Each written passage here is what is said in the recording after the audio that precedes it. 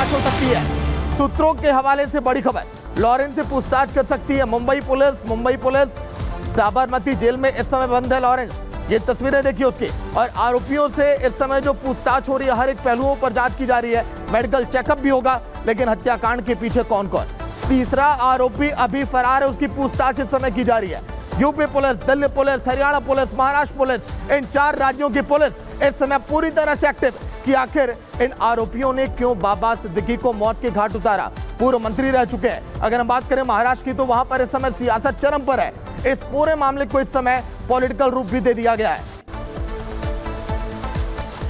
तो बाबा सिद्दीकी हत्याकांड के बाद कई राज्यों की जो पुलिस है वो चौकन्नी दिखाई दे रही, क्योंकि जिस तरीके से मुंबई में इस बड़ी वारदात को अंजाम दिया गया, लेकिन तार जो है वो कई राज्यों से जुड़ते हुए दिखाई दे रहे हैं। क्योंकि अगर बात करें यहाँ पे पूरे वारदात की, तो यहाँ पे जो आरोपी हैं दोनों, वो एक तो जो आरोपी है वो यूपी के बहराइच से, दूसरा जो आरोपी है वो हरियाणा से है। लिहाजा Delhi police, Haryana police, Uttar Pradesh police और महाराष्ट्र पुलिस आपस में सामंजस्य स्थापित करके इस पूरे मामले की जांच को आगे बढ़ा रही है। इसी बीच बड़ी खबर दरअसल ये भी है कि जल्द ही मुंबई पुलिस की जो एक टीम है वो गुजरात मूव कर सकती है, क्योंकि जिस तरीके से जो लॉरेंस बिश्नोई गैंग है और जो लॉरेंस बिश्नोई है वो गुजरात के साबरमती जेल में बंद है। लिहाजा मुंबई पुलिस की एक टीम जाकर के वहां उसे पूछताछ कर सकती है। लेकिन कई राज्य ऐसे हैं जो इस पूरे की पूरी वारदात से जुड़े दिखाई दे रहे हैं, और शायद यही वजह है कि मुंबई पुलिस की ओर से हर बख्तरबंद गाड़ियों के बीच में, तमाम सिक्योरिटी के बीच में जो शूटर्स हैं उनका मेडिकल जो है वो जीटी अस्पताल कराया गया। और उसके बाद अब टीम जो है वो यहाँ से निकल रही है। आप गाड़ियों का काफिला देख लीजिए। ये देखिए, क्यों मारा बाबा सिद्दीकी को, क्यों आप ये देखेंगे। तमाम जो गाड़ी है, सीनियर ऑफिसर्स भी इसमें, अलग अलग गाड़ी में तीनों शूटर्स को बिठाया गया है।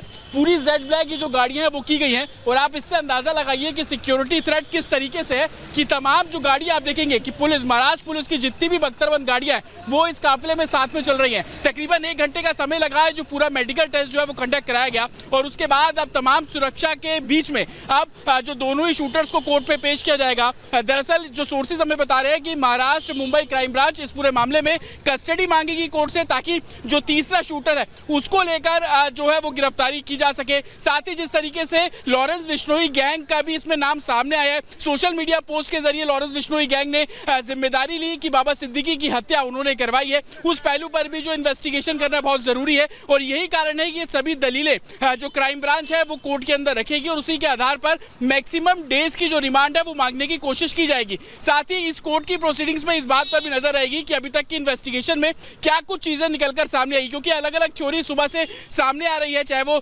लॉरेंस बिश्नोई का एंगल ले लीजिए, जमीन विवाद का एंगल ले लीजिए, या विदेश में बैठे आतंकी संगठनों का एंगल ले लीजिए। दाऊद इब्राहिम का भी जिक्र सुबह सामने आया था। तो हर पहलू को लेकर जो अभी तक की जांच हुई है उसमें क्या क्या कुछ सबूत मिले हैं, उन सभी के बारे में जो मुंबई क्राइम ब्रांच है वो कोर्ट पे अपनी दलीलें रखेगी। जो जानकारी मिल रही है, तकरीबन 6 दिन की कस्टडी की जो मांग है वो की जा सकती है। साथ ही जो फोन इनके पास से रिकवर किए हैं उसकी जांच कराना बाकी है। आपको ये भी बता दें कि जो कोर्ट में जो मुंबई क्राइम ब्रांच दलील रखेगी उसमें यह भी बोला जाएगा कि इनसे अभी डिटेल इन्वेस्टिगेशन करना जरूरी है। किसने लॉजिस्टिक प्रोवाइड किया, 9mm की जो पिस्टल इनके पास से रिकवर की, जिस पिस्टल से बाबा सिद्दीकी पर तकरीबन 6 राउंड फायर किए, 3 गोली बाबा सिद्दीकी को खुद लगी थी, वो पिस्टल किसने प्रोवाइड की थी। और सबसे बड़ा सवाल कि वो चौथा आदमी कौन है जो लगातार इन तीनों शूटर्स को डायरेक्शन दे रहा था, जिन्होंने व्हाट्सएप लोकेशन जो है दी थी कि बाबा सिद्दीकी इस समय यहाँ पर है। रैकी करने के लिए किन किन लोगों की सहायता ली, किस किस पब्लिक ट्रांसपोर्ट का इस्तेमाल किया। तो तमाम ऐसे सवाल हैं जो कि अभी जांच का विषय बने हुए हैं। और इन्हीं सवालों के जवाब कोर्ट में जब जज पूछेंगे तो देना होगा। और इन्हीं सवालों के जवाब को ढूंढने के लिए मैक्सिमम डेज की कस्टडी की जो मांग है वो क्राइम ब्रांच करेगी। आपको बता दें कि 3 राज्यों बिल्कुल जटिल यहाँ पे हम जानकारी देने से बीच बड़ी खबर आ रही है, जहाँ पे बड़ी खबर के तहत जो शुभम लोडकर से पूछताछ करेगी मुंबई पुलिस, ये निकल के सामने आ रहा है। पूछताछ के लिए पुणे रवाना हुई मुंबई पुलिस की टीम। लॉरेंस बिश्नोई का करीबी माना जाता है शुभम, फिलहाल पुणे जेल में बंद है शुभम लोडकर, और यही वजह कि जो मुंबई पुलिस की टीम है वो रवाना हो रही है पुणे के लिए। और पुणे में शुभम लोडकर से पूछताछ की जाएगी, क्योंकि शुभम लोडकर की सोशल मीडिया पोस्ट से ये वायरल हुआ है जिसमें लॉरेंस बिश्नोई गैंग ने पूरे मर्डर की जिम्मेदारी ली है। लिहाजा यहाँ पर अब मुंबई पुलिस की जो टीम है पुणे रवाना हो रही है और वहां पे शुभम लोडकर से पूछताछ की जाएगी। क्योंकि जो वायरल पोस्ट दिखाई दे रहे हैं आपको, वो जो वायरल पोस्ट है वो शुभम लोडकर की सोशल मीडिया जो प्रोफाइल है उससे की गई है। लिहाजा मुंबई पुलिस की ओर से जो जांच का दायरा है वो लगातार बढ़ रहा है।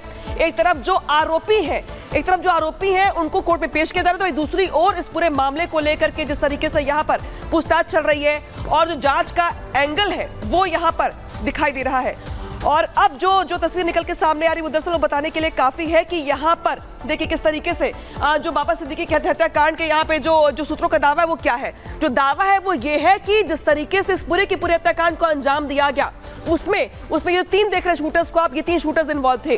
पंजाब जेल में बंद थे फायरिंग करने वाले आरोपी जो कि जेल से छूटे उसके बाद फायरिंग करने के लिए यहाँ पे पहुंच गए मुंबई में। हालांकि जो इनका बैकग्राउंड है वो यूपी हरियाणा से जुड़ा हुआ है।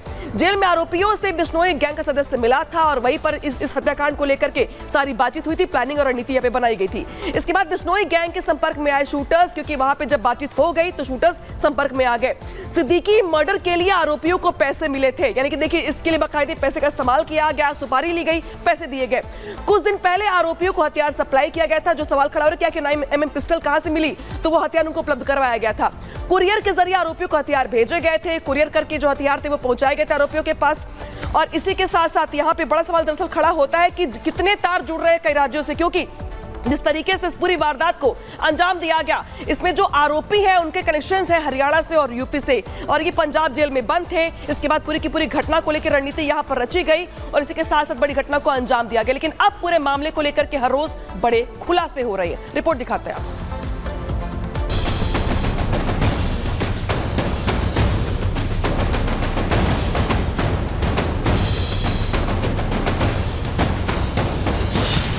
सिद्दीकी की हत्या दुश्मन कौन?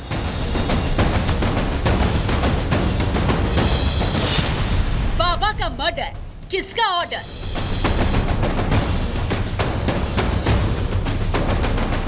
मुंबई के बांद्रा ईस्ट में बाबा सिद्दीकी पर 3 बदमाशों ने 3 राउंड गोली चलाई। बिल्कुल करीब से गोली मारकर उनका सीना छलनी कर दिया।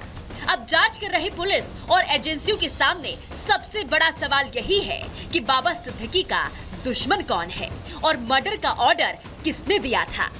यही वो क्राइम स्पॉट है जहां पर बाबा को गोली मारी गई। 3 राउंड गोली चली, गोली सीने और पेट में लगी। जिस कार में बाबा बैठे थे उस पर भी गोलियों के निशान हैं। बेटे जिशान के ऑफिस से बाहर निकलते ही बदमाशों ने बाबा पर फायरिंग कर दी। हमले के बाद उन्हें आनंद फानन में लीलावती अस्पताल ले जाया गया, जहां डॉक्टर ने उन्हें मृत घोषित कर दिया। यही वो 3 आरोपी हैं जिन्होंने बाबा सिद्दीकी पर गोली चलाई। बाबा की हत्या में उत्तर प्रदेश और हरियाणा का कनेक्शन सामने आया है। 2 आरोपी गिरफ्तार कर लिए गए हैं और एक फरार है। एक गिरफ्तार आरोपी करनैल सिंह हरियाणा का है तो दूसरा धनराज कश्यप उत्तर प्रदेश का रहने वाला है। वो फटाकरी बज रही थी, लोगों को समझ में नहीं आया। आप गए दौड़ के वहाँ पे? हाँ, लोग ऑफिस से जब दौड़े तो हम भी गए थे बाहर। तो पटाखे का आवाज पहले पटाखे फूटे, उस पटाखे के बीच में हमें भी लगा कि भाई पटाखे फूट रहे हैं। तो बाद में फिर जब भगदड़ हुई कि गोली चल गई, फायरिंग हो गई, तो फिर सब पब्लिक जो है अपना घर की तरफ भागना शुरू कर दी। उस समय नहीं पता चला कि बाबा सिद्दीकी के ऊपर? नहीं, वो पता नहीं चला कि किससे मारी गोली गई है। उस समय ये पता चला कि बस खाली फायरिंग हुई है, कुछ लोग गोलियां चला रहे हैं। बाबा सिद्दीकी की हत्या के पीछे किसका हाथ है, इसकी तेजी से जांच की जा रही है। जांच टीम गठित कर दी गई है। पुलिस और जांच एजेंसी कई एंगल से इस हत्या की तहकीकात कर रही है, जिसमें पहला SRA प्रोजेक्ट, दूसरा लॉरेंस गैंग कनेक्शन, तीसरा राजनीतिक रंजिश शामिल है। लेकिन इन्वेस्टिगेशन कई खुलासे कर रही है। जिन 2 शूटर्स को अरेस्ट किया गया, इन्होंने बताया कि वो लॉरेंस बिश्नोई गैंग से जुड़े हुए हैं, क्योंकि सलमान खान के बेहद करीबी माने जाते हैं बाबा सिद्दीकी। लॉरेंस बिश्नोई अक्सर सलमान खान को जान से मारने की धमकी जो है वो देता रहता है। क्या उसी के चलते ये पूरी वारदात को अंजाम दिया गया? तमाम ऐसे सवाल हैं जो कि मुंबई पुलिस के सामने खड़े हो रहे हैं और मुंबई पुलिस का कहना है कि हर थ्योरी पर मुंबई पुलिस काम कर रही है। जो शूटरों की हिस्ट्री खंगाली जा रही है।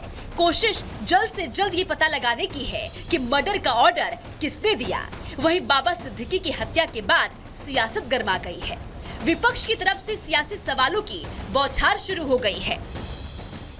वहीं सरकार की तरफ से निष्पक्ष जांच के आश्वासन दे दिए गए हैं। साथ ही कानून हाथ में लेने वालों पर सख्त कार्रवाई की बात कही गई है। महाराष्ट्र की राजनीति में बाबा सिद्दीकी का कद किसी से छिपा नहीं था। ऐसे में हत्या को लेकर कई सवाल उठ रहे हैं। क्या आपसी रंजिश की वजह से गई जान?